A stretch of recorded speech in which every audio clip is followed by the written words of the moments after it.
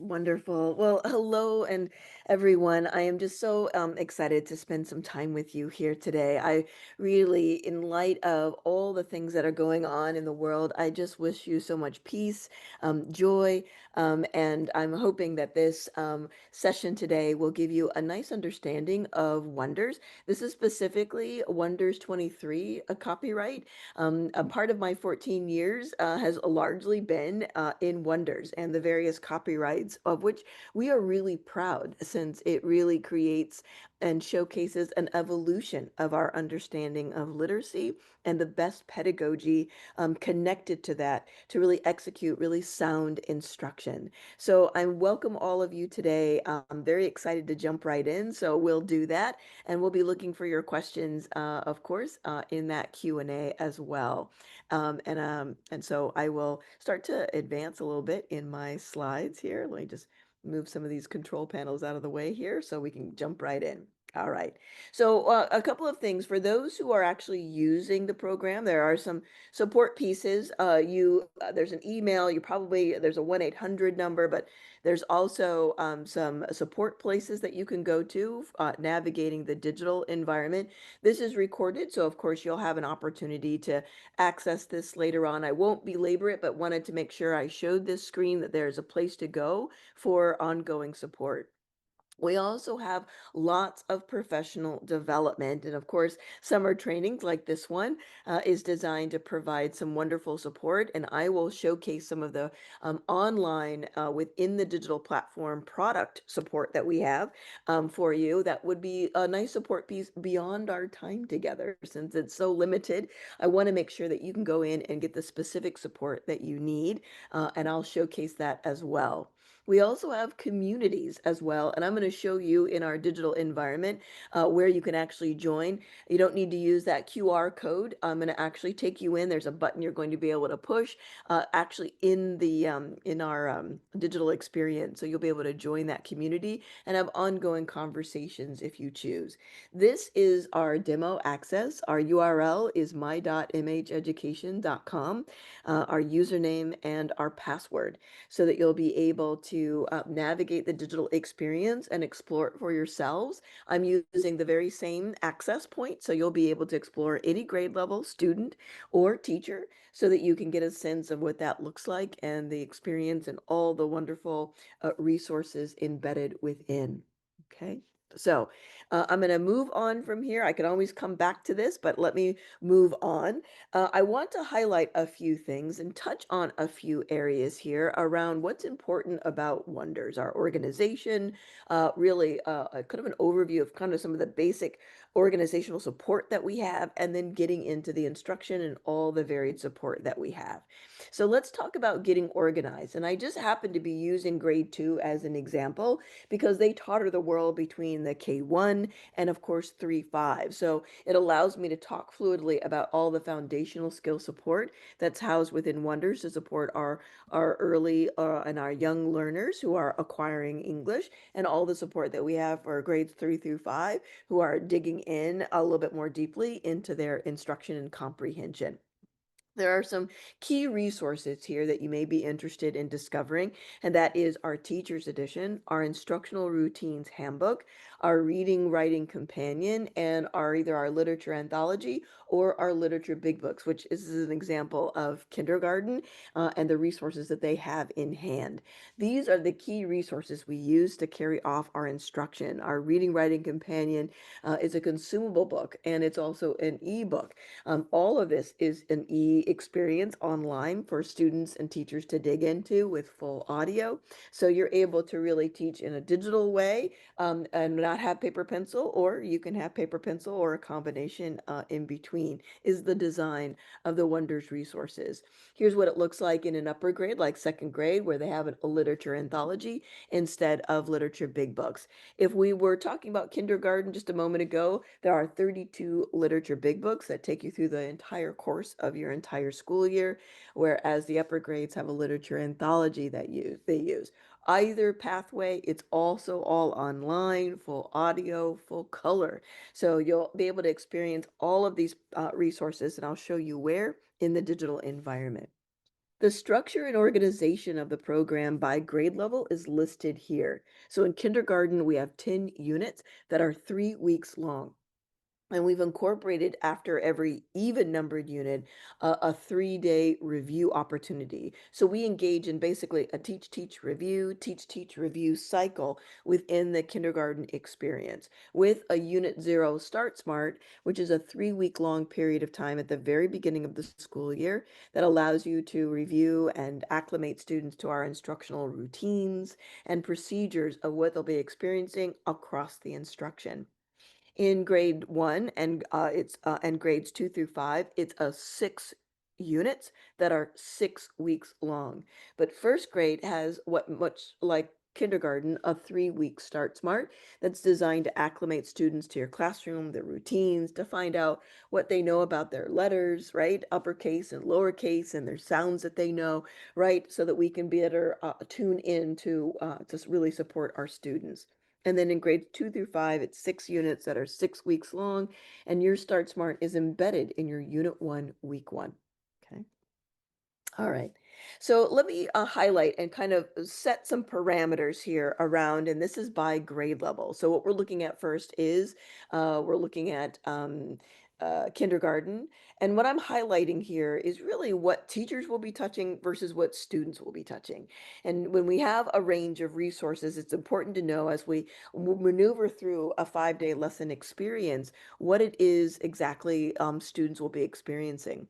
So as a teacher, I'll be interacting with this read aloud and introducing it or projecting it to my students, but my students will be responding to it with their reading writing companion. Okay. I'll move a little bit deeper. We'll reread that literature big book, but now I'm going to employ a decodable text and some interactive read alouds, but my students are still responding in that reading writing companion. Okay. By the time I'm in the fourth day of our lesson, I have a second story in my literature big book. It's a paired selection, and I'll also be engaged in a decodable piece of text. That's all housed here in my reading writing companion. And then I'll end the week with culminating tasks in which my students will be responding in the reading writing companion. So we tried to keep it really clean for our students to make sure that there was one place for our students to respond and interact while I am juggling some different resources to really unlock all of that minute word work that we engage in so we can turn it into contextualized practice. That's really the design of what it is what we're doing.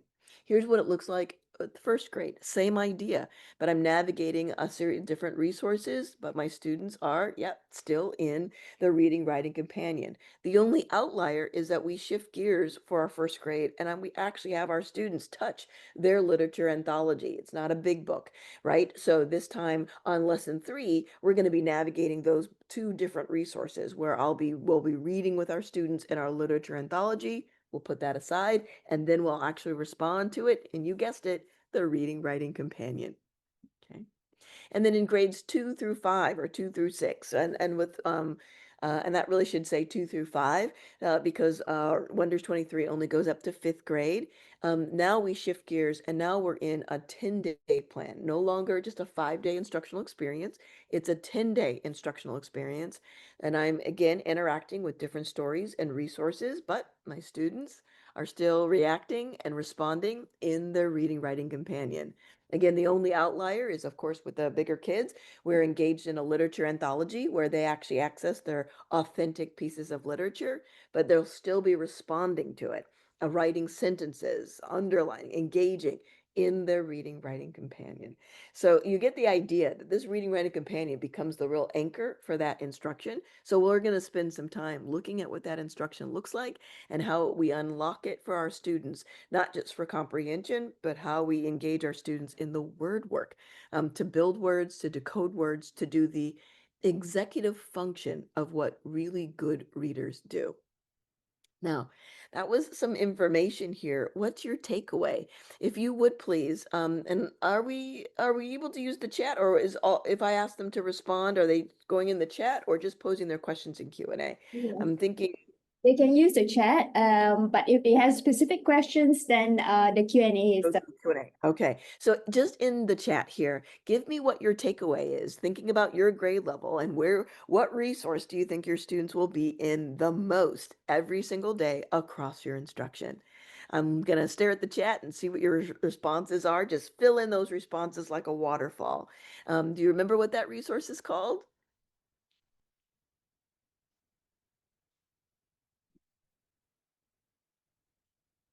And if you're not all at a computer, which is totally okay too, I know some of you are in a larger group, but it is the Reading Writing Companion. You're absolutely correct.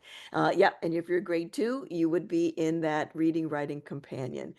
So that's an important distinction to make and offers you an opportunity to really dig into that content. So now let me highlight a few pieces that you'll see in the teacher's edition. There's some nice front matter for you to see, which helps us understand some of the pedagogy that's behind the program itself. And the pedagogy is really having us talk about that student ownership piece, which is why we created the Reading Writing Companion. We wanted something students could hold, write, and circle, underline, to set goals so that they have their own ownership in their own learning. We want our students cognitively aware of the learning that they're engaging in. We are not in the business of taking prisoners in our classroom. We need willing participants, right? Joining us in that learning. And so this is by design, allowing our students to set goals for that learning and provide conversation around how we assess how we're feeling about where we're at in our learning. And so we've incorporated that here in our resources. It actually plays out beautifully in the Reading Writing Companion, the student book, where students will actually get to reflect before their learning, during their learning, and reflect at the end of their learning. If I continue turning pages in the front matter, I'd also see a checklist that helps us organize and think about habits of learning and our classroom culture. Things, by the way, that teachers do naturally. You're already all awesome and probably already create a safe place for your students to learn, to make mistakes, and to learn the culture of what we do when we're in the process of learning. This is simply a checklist that really kind of gives us confirmation of the important work that we do when we set up that kind of structure and culture in our classroom, and how important it is in and how it affects learning ongoing across the school years. And then we have pages dedicated to really highlighting the science of reading, that body of research, right? That helps guide great pedagogy and great strategies on what to do to really be able to execute that instruction. And of course, that has a lot to do with the parts and pieces and resources and components that we have access to. There are a number of resources, but really all of this is also digital as well. So you're going to be able to access all of these components. You're going to be able to interact with them, teach with your students, highlight and hear that audio through all of the resources that you're using. So that's a powerful opportunity. And then if you had a Unit 1 Teacher's Edition in front of you, this is where you would see your Start Smart. And for kindergarten and first grade, it's a 3-week period of time. So you really have 3 weeks of instruction that you would do at the very beginning of your school year only, to lay out your instructional routines, to lay out and provide support around how we're executing that instruction and getting our students used to the procedures for which we are engaging in on a daily basis. Now, there's a couple of resources I want to really turn you on to, and that is our instructional routine handbook, our suggested lesson plan and pacing guide, and managing small group guide. These are all housed on our digital platform. You can actually search them up by title using our little magnifying glass once we're in the digital platform itself. Our instructional routines is actually the vernacular that we use to execute instruction. If you don't know your instructional routines, then we are essentially just making up what we do on a day-by-day basis. A routine gives us an inherent gradual release process. Our routines provides the how we're going to teach, and our routines provide clear engagement for our students so they understand what their responsibility is in the midst of the instruction. There is an inherent I do, we do back and forth when we're engaging in an instructional routine. And so this is something that I'm going to draw your attention to, because once you know the routines, it quite frankly doesn't matter what program that you use. If you know instructional routines, you could teach from any book, any story, any resource if you really truly understood how to execute that instruction. So I'm excited to show you that.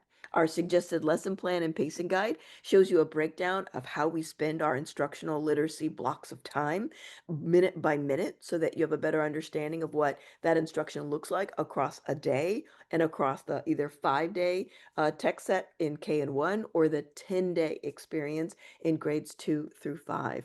And then, of course, the managing small group guide that we have access to as well. So when we start thinking about the bit of differentiation that we do, it gives a model around how you might group your students, how you might organize your students so that you can do that more seamlessly, since classroom management is a big part of that conversation. Okay. So allow me to take you a little bit deeper, but this time I want you to actually open up this resource. So what I'd like for you to do is I'm going to go back to my little page here to remind you that I shared with you this username and password, the my.mheducation.com. I'm going to toggle over there now myself, guide you in, and show you where this instructional routine handbook is. So if you're currently not officially using Wonders in your classroom and you're just kind of want to know a little bit more, this is probably the most important resource I could ever show you that's connected to Wonders. So if you haven't taken a picture of this so that we can toggle over, let me switch my share here so I can get to, there we go, get to my online here space. So I'm already logged in. Let me back up a little bit so I can show you once you put in that username and password. And feel free, if you're not going online and you're just following along with me, I'm just setting you up so that you're going to be able to do this on your own after our time together. Okay. So once you log in, you're going to see a list of content. All grade levels are represented in this sample space that you're more than welcome to utilize while you're surveying and exploring the program. It is the entire program, so the entire school year's worth of content is here. Please don't share it with parents, because this is where your answer keys are. It's the keys to the kingdom here, okay? So, and you can go into any grade level. I'm specifically going in, I want you to notice there's student edition and there's also teacher edition. We're going to spend a majority of our time in teacher edition, but allow you an opportunity, of course, to go into student edition at your leisure at another time. So I'm going to just go into second grade, but you could go into any grade level. It's going to look identical, except of course the content will change. Okay. So welcome to the Wonders digital platform. And I want to take you to that instructional routine handbook. So what you notice about this screen is that there are a number of tabs across the top here. We're all going to go to resource, and specifically we're going to go to professional development. When I go into professional development, you're going to see a line item of a number of items here under overview. Now, if you didn't know, there is a whole overview video that you could watch that gives you a whole tutorial of a review of what we would be covering in a typical training. So it's going to go into a lot more depth than what I'm able to cover in this 1 hour. So that's Wonders Basics. You're able to go to at any time to explore that. For our purpose, we're going to go into instructional routines. You see that? It's a line item here. So if I go into instructional routines, you're going to see the very resources, the documents that I was just highlighting. They're all in the same section: the instructional routine handbook, the suggested lesson plan and pacing guide, and here's that managing small group guide. So I'm going to go ahead and open up this resource. For me, it opens up as a PDF. So I'm going to open that up as a separate resource for us, and then I'll switch my share so that you're able to see it. So what I really want to draw your attention to in our time together here is that I have a number of different routines. In fact, I have every routine that I would teach in the English language is represented here, or that I would teach in the illiteracy block of time, because it's not just the word work and phonological and phonemic awareness routines. It's the phonics, the high frequency word routines. I have spelling and dictation routines. I have vocabulary, close reading for comprehension, interactive read aloud, shared read, differentiation, independent reading routines. If I keep going, I've got writing and grammar routines, research and inquiry, routines that help me support every child, including students and supporting students with dyslexia, who, as you know, probably need a lot more tactile, interactive pieces and components. So it draws you to that. And then, of course, we have lots of English learners and all of the routines that we use and strategies that we use to make our English language more comprehensible to everyone. So there's a lot to love here. This is something that I encourage you to take on, try out these routines. These are, we are really hoping that you use these routines. One of the things I'm going to go to, just excuse the scrolling here. I'm going to jump to one of our word work routines, and I'm going to go to our sound by sound blending. It's one of the most um, commonly used routines that we use to help students actually decode words, right?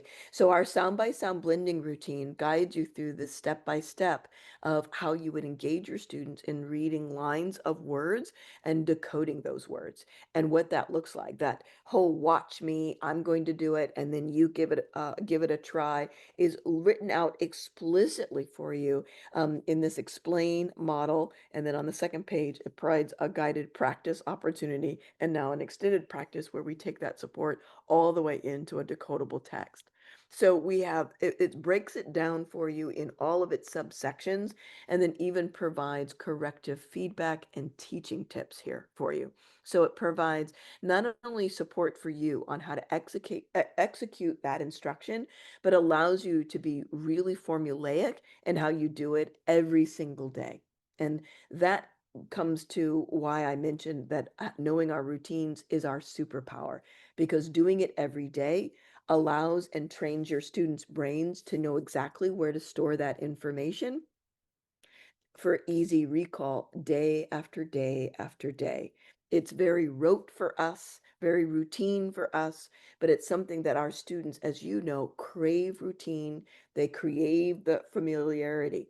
And so creating a safe space in our instruction for these routines creates a familiarity with knowing exactly how we're going to learn, and what the expectation is, not just of my mind, but also of my body, right? There's opportunities where I will touch or do, where I want my students to touch and do. And it's the same idea. Giving our students that same deep engagement is super powerful. Right. So as I just continue to kind of maneuver through some of these routines, I just wanted to highlight that for you, that this is a resource that you should really dig in. Here in the US, we talk about knowing our routines like muscle memory. Okay. It should be just as automatic as the kind of learning and deep understanding that we want for our students, right? We want them to know their sound so well that they automatically know exactly what it sound it makes in support of them actually being able to read a word. And we need to know our routines in exactly the same way, so that we can do it either whole group, we can do it small group, or we can do it over the shoulder, even one-on-one with a student, because we know exactly what it is we need to do to provide that support. Okay. So if you've opened up this resource with me, you can actually, it's a PDF so that you can save it on your desktop, so you can continue opening that up and really thinking about how you execute your instruction, how you engage with your students at every stage of your literacy instruction, and compare it with the kinds of routines that you're seeing here in this space, and fine tune it. What's powerful that I want to mention about these routines as well is that they're also research based. There's efficacy studies, which means that we already know that when we use these routines, we're guaranteed a year's growth. From wherever your students started, using these routines guarantees growth. And I think that anytime we get to use something that has a guarantee like that is important for us, right? So, but I want to take us to one specific routine that I'm gonna give you a moment to read. It's a space where our students are going to live in for a majority of their instructional time, and that is the close reading routine. Okay. Let me give you a moment. Actually, let me make this if I can make this screen bigger, I think. Oh, that's too big. So it's a three-step routine. I just want you to be able to see all of it here. And this three-step, yep, you can see all of it here. So this three-step routine, notice it's color-coded. This is on purpose, and I'll show you why, where we read, reread, and we integrate. Let me give you a moment to just read through that.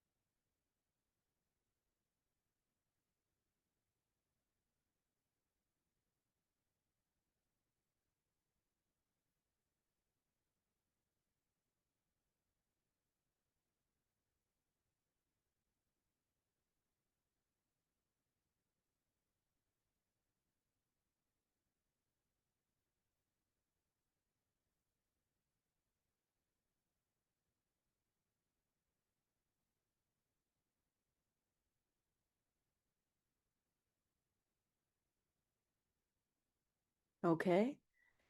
So just a few little seconds there to kind of do a cursory read here. Let's talk about what it is you're seeing here in this routine. When we read and reread and integrate, this is a way to provide support for our students to do a very big kid, actually, in fact, a collegiate, a college level skill, which we're having our students deeply think around text. This becomes significantly important in our K-2 environment where our students are so busy decoding, right? And if you've ever had an opportunity to listen to your students read, right?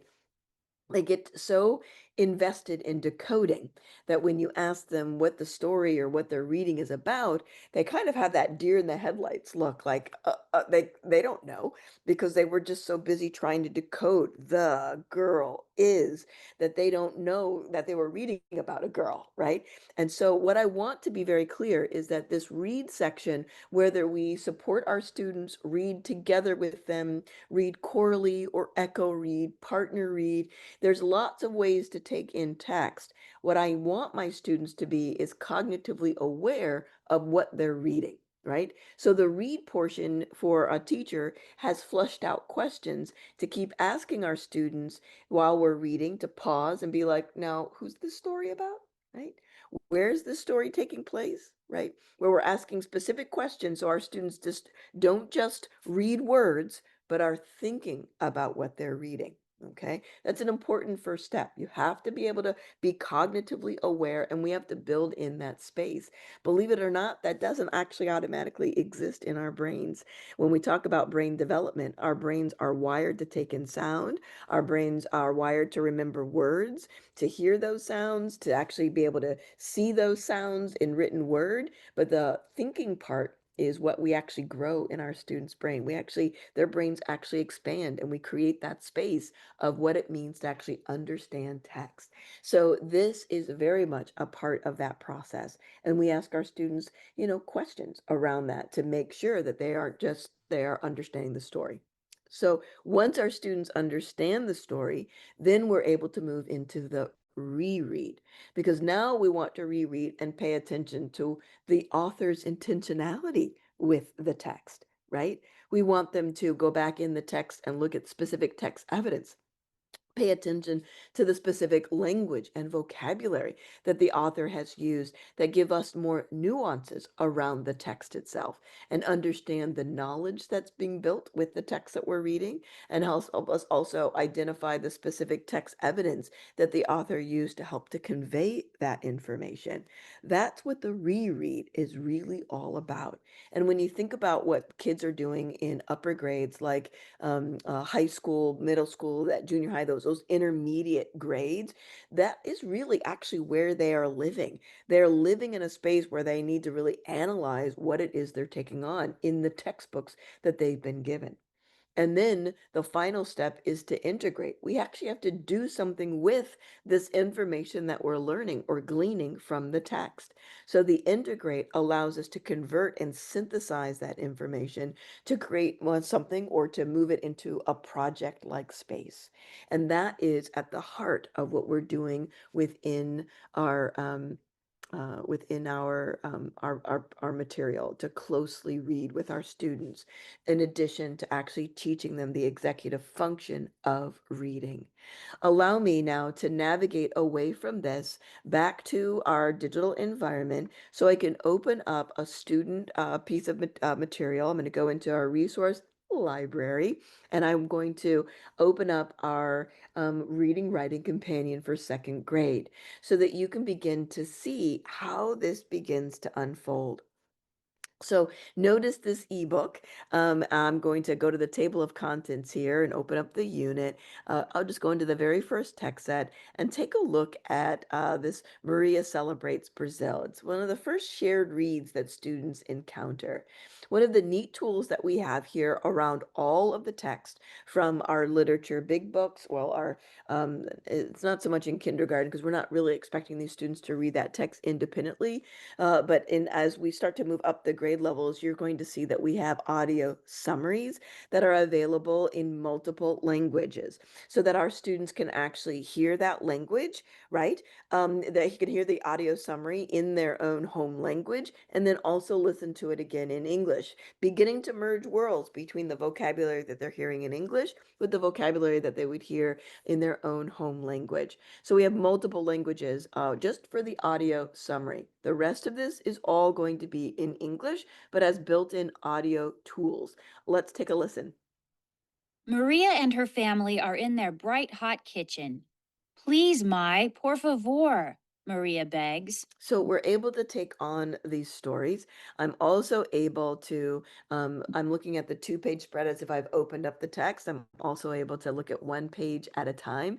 But I want you to notice there's the red read and the green reread opportunity that I have for my students. So this complements what you're going to see in your teacher's edition. But now we've turned reading into this physical, tactile opportunity.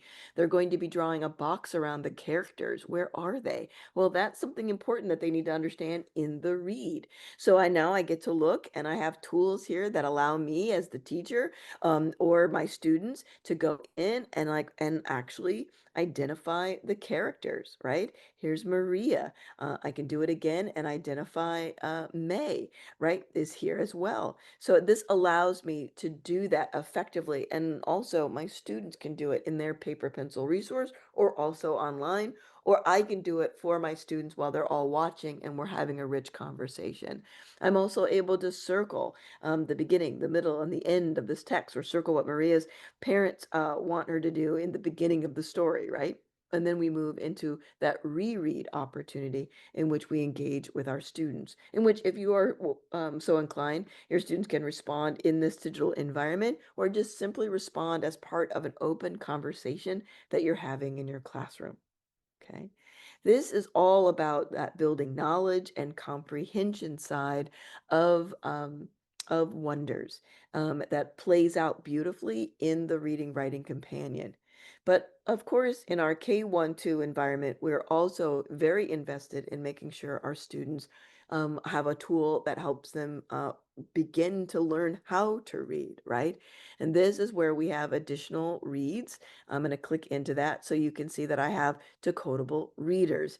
You're going to have decodable readers that go along with each of the sound spellings that you teach. I'm just going to open up one just as an example for you. These decodable readers are these little books that are also digital, that are again 95% decodable for our students. So by at this point in time, your students would have learned all of the sounds to actually decode this piece of text. Now I'm in second grade, so this looks a little bit more complex. It's very basic in kindergarten and moves along with them across the grade level year. Oh, you can't see my screen. I'm sorry. I want to show you this decodable here. And so I have decodables. I just want to highlight that I have decodable text that supports all the different sound spellings that I would teach, and the text that goes along with that allows my students to take on this text. What's fascinating and powerful about our decodable text is that we are only incorporating the sounds that our students already know. So in second grade, at this point in the school year, my students know all the sounds required to be able to actually decode everything that's on this page. And that's what the support of the decodables support the executive function of learning how to read. And then the reading writing companion supports our students thinking around text. And we do them in the literacy classroom simultaneously. We take turns, right, engaging in that word work and the executive function of reading, and move into a space where we're also deeply thinking around text. Okay.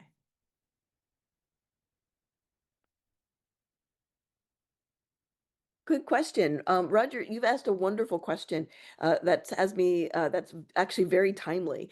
And the question is, how would you intersperse Blackline master practice book exercises into the lesson flow? And the perfect answer to that is is to talk a moment about all of the Blackline masters that we have, and really the design and the support of that. So let me take us back to this digital environment. Level set for anyone. I'm going to go back to my resource library and just show everyone that you have a lot of Blackline masters that support all of the small skill work that we do. So notice I have in this student practice worksheet section, I've got practice pages for foundational skills, grammar, and he's referencing in his question the practice book. And all the practice books, let me just open up this one so that you can see that I have practice pages that coincide with all of the skill development. So I've got phonological awareness, phonemic awareness, phonics, and I'm able to use these pages to complement my instruction. Teachers use them in two different ways. You can either, and let me actually get to a physical page.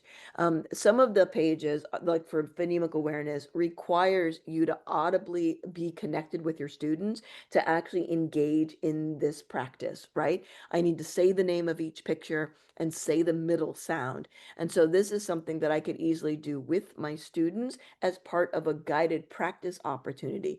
Not something that I'm going to grade, but use it to complement and reinforce the learning that's currently happening. It also gives my students yet another tactile thing to do to complement what's coming out of their mouths, and having this pin in hand, right, helps to gel. The more modalities that we have involved in their learning, the deeper that learning becomes. Or I can use these pages as an independent practice to show what they know. To after I've done this practice, we've engaged in these lessons a number of times, it allows me to now circle back and provide a space for my students to engage in these Blackline masters as an opportunity to show me what they can do independently of me.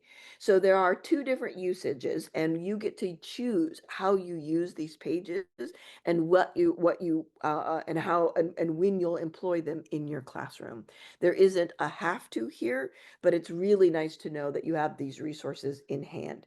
What's also fascinating to know is that second grade specifically and up, all of these pages can be done in the digital environment. I can do them online and it auto scores. Kindergarten and first grade, we kept these strictly paper pencil because handwriting development is so important. The motor skills is so important for our students to circle, underline, to practice building those skills.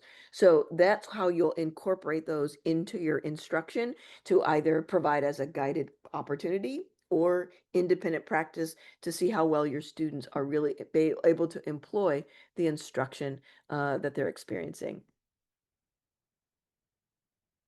The other question I have is which parts of Wonders would you cut first if you found yourself crunched for time and unable to cover everything? Oh, that's an even better question, right? That's the question of the year, quite frankly, because, when we think about, providing a space for our students to engage, we're always, hampered by the time, right? And the time that it takes to engage. So let me toggle back over to the digital environment.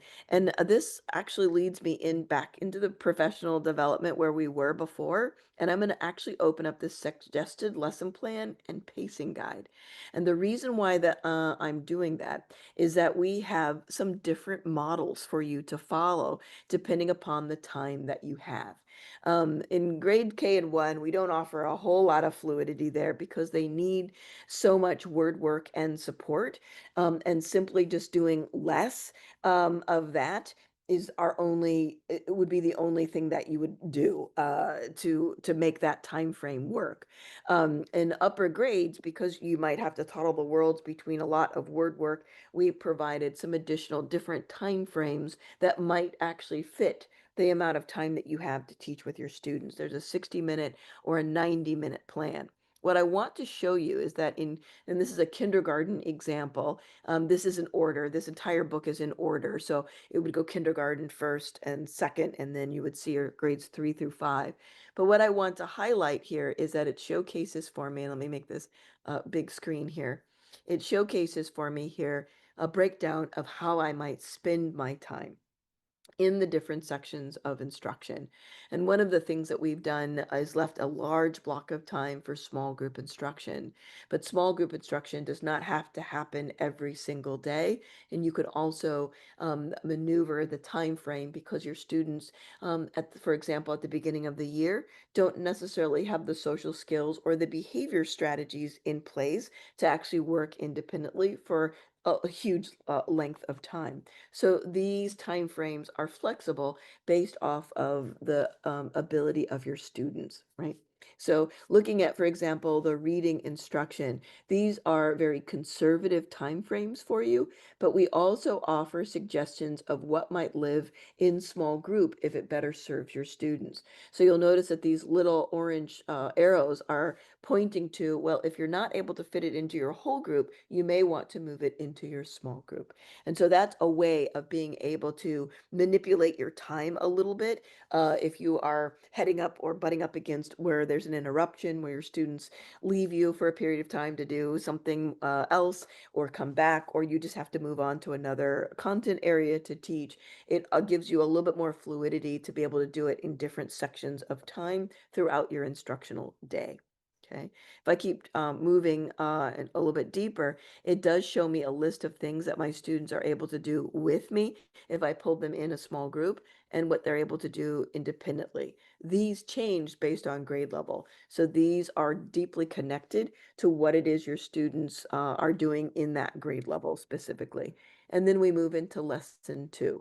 What I want to draw your attention to, again about time, is that our heaviest day is on lesson 1 because it's where we're introducing the skills and concepts. Then the times start to shift and change as the rest of the days of the instructional tech set are designed for maintenance of that skill with different stories or different resources, but yet still maintenance on the initial skill and strategy that we taught. So if there was any day that was the most important to spend an extended amount of time, it would be on your lesson 1. And then as you start to maneuver through your instructional week, you can start tailoring it because really all I'm doing is tapping into what we did on that very first day's instruction. And now I'm just growing that a bit more and growing it a bit more and growing it a bit more, right? And offering my students more opportunities to practice those skills. So every single day isn't a different set of skills that we're learning. We are teaching a set of skills in this one instructional week and then building practice each and every day across the tech set. So I hope that provides a little bit more of an understanding around how you might gauge your time. And then also, I'm going to punctuate this conversation with instructional routines. Did you know that instructional routines actually helps control the time frame that you have in your instruction? And let me explain why. So when you are in front of your students, I know you're just like me. You're standing in front of your students, you're beginning to teach, and then all of a sudden students look like they don't understand, right? And in those spaces, what do we do as teachers? Well, we keep on teaching. We repeat the instruction, or we do it again, or we provide more examples, right? And that takes us way off the mark in terms of our timing, because in that moment, we're actually trying to teach to mastery. But that's not actually how our learning and deep understanding happens. It's all of the multiple daily touch points using the same routines that create deep understanding over time. We call these multiple touch points for long-term retention. Okay. So when we're using our instructional routines, our routines have a beginning, it has a middle, and it blessedly has an end. And even though our students might fully not understand in that moment, I know that I'll be touching on that same skill again the next day and the next day and the next day in the very same way. So that I want you to keep that in mind, that I'm not teaching to mastery in the moment. So I'm able to do that routine effectively, move on to the next item and the next item in my queue of instruction that I'm engaged in, knowing that the very next day I'm going to be picking up the torch on all of that and continuing that conversation. Right.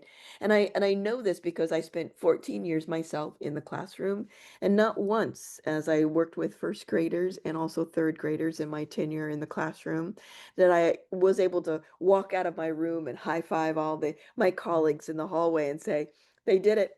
I never have to teach it again. I taught that short E that one time and they mastered it, right? That's not how it works. It's the lots of touch points, okay? So that's going to help you and also help you manage your time, okay? Like great questions. It's actually leading me right along here. Nicole, we Yes. have a question in the chat box. It's I- she's been teaching Wonders for 2 years and wondering how teaching in the States will do with independent reading for literature, anatomy, and like not Norman in grade 2. So she don't see the instructions for independent readings in the teacher's book, but she still see them like other stories in literature anthology. Yeah.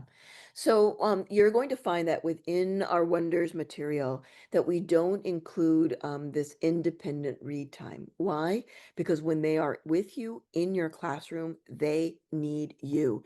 They don't get you any other time except when they are at school with you.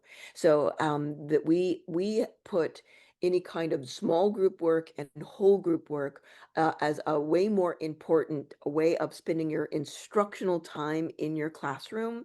And that independent reading is just that, can be independent reading during your transition times or during another block of time during your instructional time frame. Now, in our instructional routine handbook, we have a routine for independent reading time.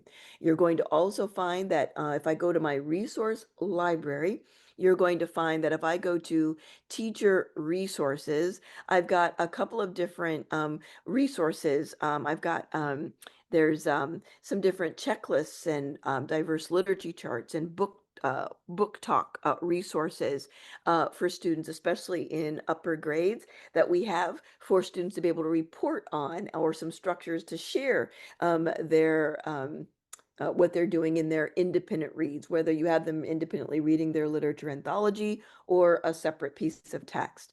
You'll also notice that we have an extended library of suggested texts that you may want to encourage your students to read. We have lessons that go along with that. Let me refresh my categories here. They're called our There are our additional lessons, actually, is where they're housed. They're called our additional classroom library lessons. These are stories that are beyond our teacher's edition. They're not included in our literature anthology. They're just additional stories that are designed for either um, like a novel study for students, independent reads, small group work for students that might be ready for a more independent opportunity. These are real stories that are real authentic pieces of text, and they have their own lessons that go along with them. So if you wanted to do them with your students, but we offer a list of stories, and you'll see that within our teachers edition, where they could be suggested opportunities for independent read that you do outside of your explicit instruction that you're providing. The research has completely shifted in terms of the way we provide independent reading time at school, and they're finding that at school, when we have our students reading independently, if you aren't really monitoring your students, you don't really know if your students are independently reading. And that's at the crux of the research that they discovered, that we have, if we are dedicating, 15, 20 minutes to our students just picking up a book to read, I don't really know if you're reading. But I do know if you're reading with me, if I'm engaged in the reading writing companion, because you have to circle, underline, and engage with that text. So that keep that in mind when you're thinking about independently reading in your classroom, and thinking about how you might uh, pay attention to the students who are ready to read chapter books or do more extended activities, and providing a space for them to do some of those components.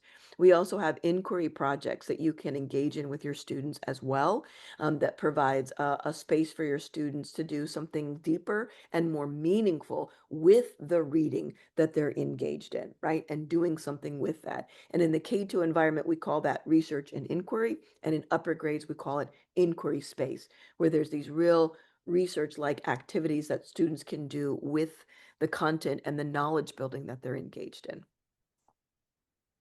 Okay. Nicole, we have two more questions in our Q&A.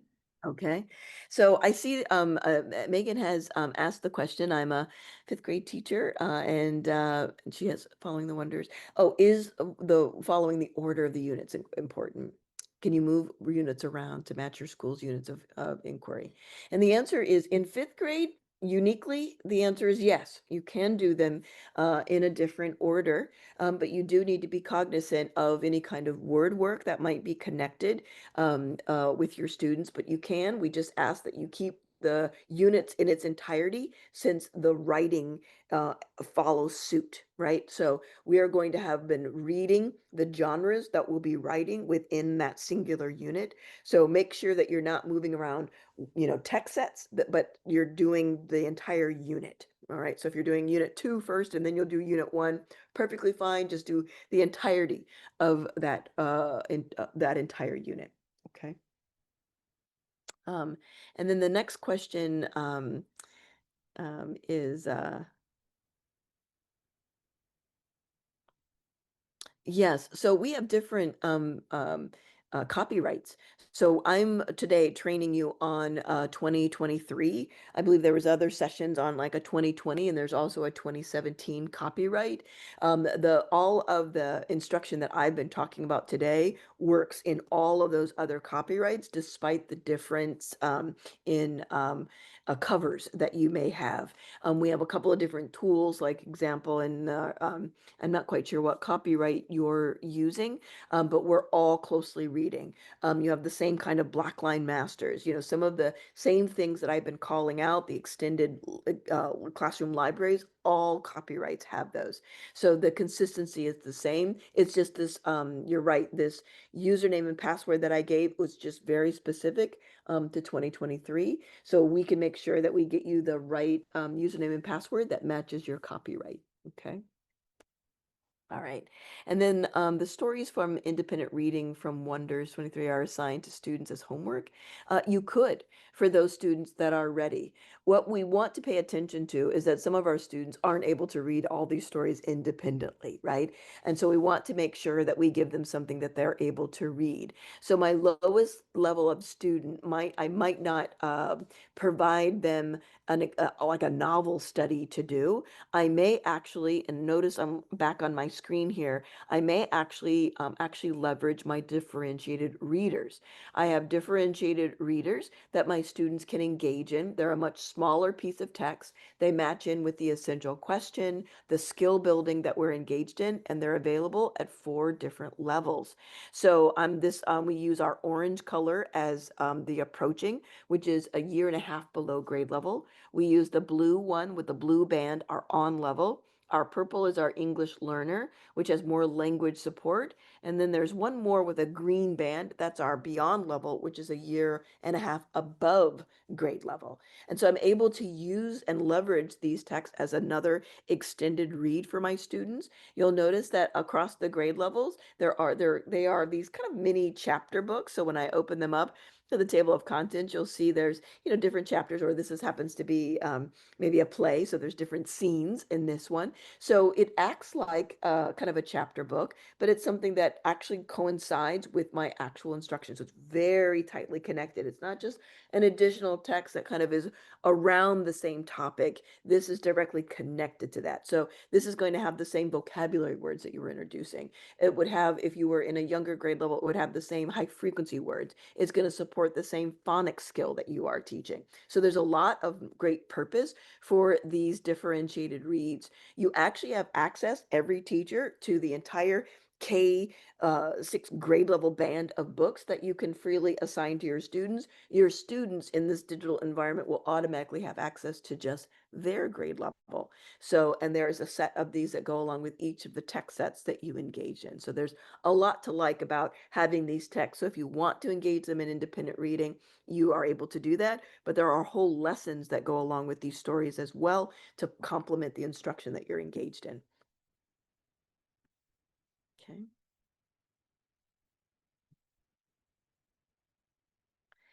And then, did I answer every part of that question? Yeah, I did. Okay. And then Kai Lynn asks about what about the projects in the reading writing workshop? These are the new feature. Yes.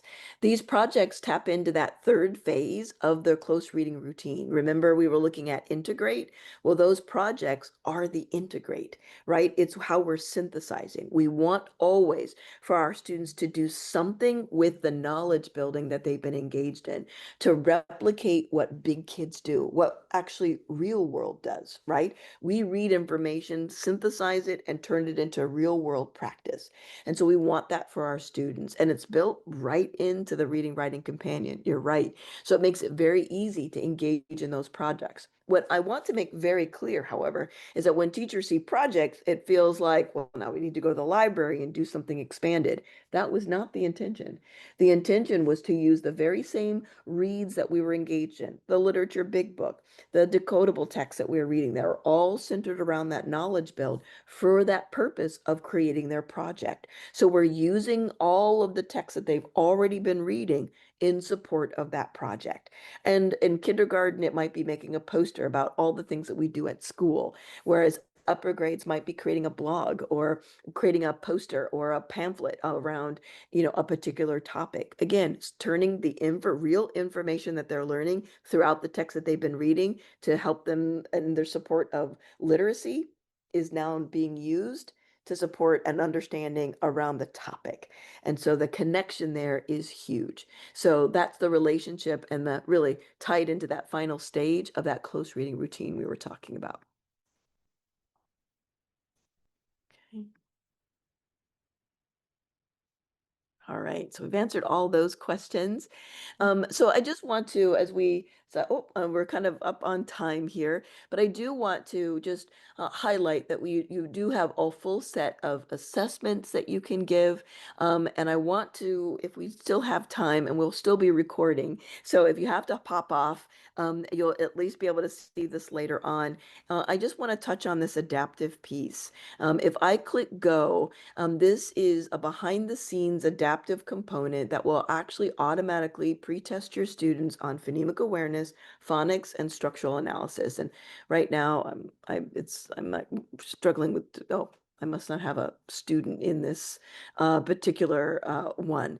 But this is going to give me information behind the scenes. I don't have to do anything but allow my students to click into the rainbow feature that will show up on their digital experience. And then I'll have the benefit of information to know exactly what sounds my students know, what sounds they actually hear, and be able to provide support. Since in my bag of tricks in my resource library, I have full set of resources to support students. I have layers of support to support them in any area that I need, including all of that phonemic awareness or phonics and word work support that I would that is uncovered. So I have lessons that complement that work. So it really becomes a space that you can get immediate information. It's all built into the digital platform and feeds you data once your students start playing these, what looks like games to them, which is really actually teaching them, right? And providing a space for them to practice the skills that they don't know because it's adaptive. So the student experience will vary from one student to the next since it's ascertaining what they know and then giving activities that are specific to them.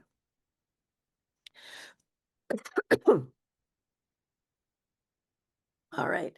So, well, that's time. Gosh, an hour just flies by. I really appreciate your time. Are there any other lingering questions? Happy to answer before we part ways today. That was the last question. Thank you so much, Nicole, for the session today. Yes, you need a lot of water after that. And thank you everyone for joining us today. Hope you found the session helpful and informative. If you do have more questions, do drop me an email. So this is not the end. We can still answer your questions even after the session is over. Just a quick reminder, if you register for today's session, you will receive the recorded link, inclusive of the, I think, 5 minutes extra time that we go over. So don't worry about that. If you don't forget to check out our BTS webpage for all the resources that you might need. I know there are questions on free trial and all that. You can actually find the information in our BTS webpage. You're welcome to share any of these resources with your colleagues who might benefit from these sessions, as well as the resources that we might have there. Thanks again, and we wish you all the best in your back to school preparation, and have a nice day ahead. Thank you, Nicole. Yeah, thank you so much. Thank you. I shared my email in the chat, so if you want to capture that, feel free to do so. And if you have questions, I'm happy to answer. Luari, if you want me to support you in answering any questions, happy to do so. Okay. Will do. Thank you so much, Nicole. Thank you, everyone. All right. Bye-bye.